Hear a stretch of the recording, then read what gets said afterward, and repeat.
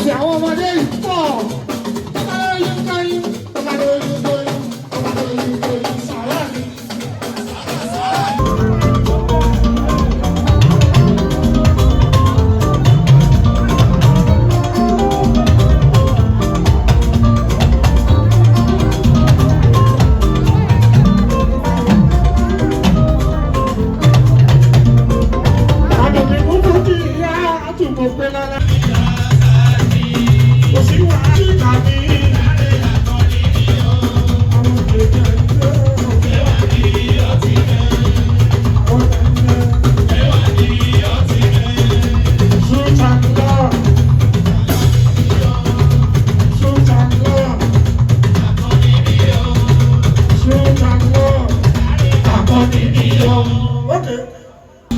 Constituency 2 is Wúlérè tó ṣe pọ̀ ní tó ti lọ káwọn nígbà ẹ̀wọ̀n sí Wúlérè lábẹ́ lálábà sí ìrìnàjò constituency ẹ̀ láwa yìí nípa ní ọ̀nẹ́rẹ́bù àdúrà máa mi.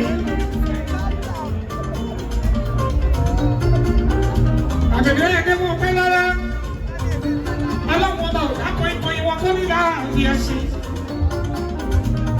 Ọpẹ́ lára ọ̀rẹ́ mi, ìbáṣe ọpẹ́ bá kọ́ ikọ̀ ikọ̀ nílá àbí ẹ̀sìn àpapọ̀ ní ìwádìí ní àtọ́kọ́. Ìlú àìláàbí. Adégbèga, àwọn àbúrò sáàkì Fákọ̀yà. Egbò ìka ó kárẹ̀ ìjìnbó.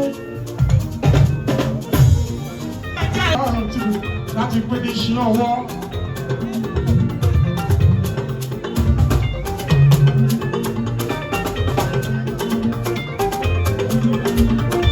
Wọ́n jọ bí wọn náà àdúgbò ní kékeré.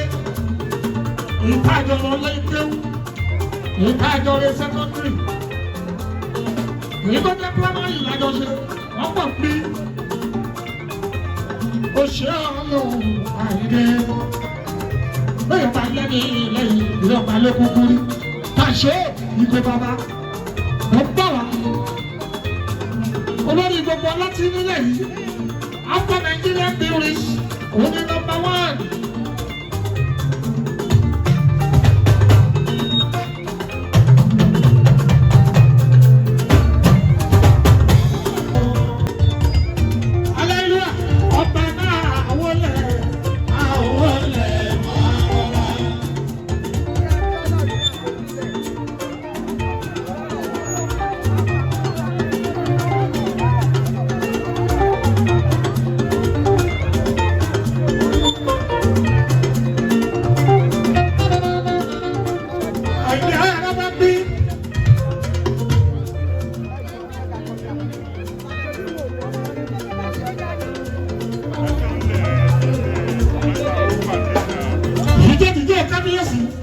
Ọba láti fún wa náà sí.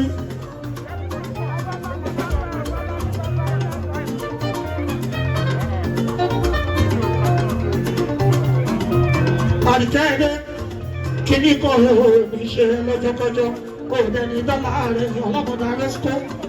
Mọ̀dà nìlọ, òun rántí àmì ìlọ́tù òní lójú ẹkún. Àdìkẹ́ orí gbogbo wọn lọ́wọ́ bá ṣe fún ẹ. Tó bá jẹ́ pé owó oní. Oníṣẹ́ rẹpẹtẹ lọ́wọ́, ọlọ́lá rẹpẹtẹ òkọ́lé, gbogbo òkọ́lé ní ajíwá sí àrọ́bá bí èèyàn ní. Mo gbọ́dọ̀ wá pọ̀ àríkẹ́, àríkẹ́ àdé, àríkẹ́ àdé.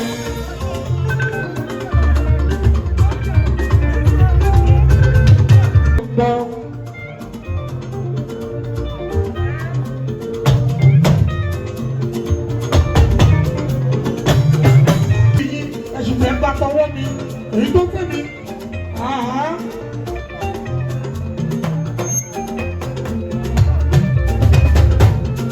kábíyèsí, kábíyèsí.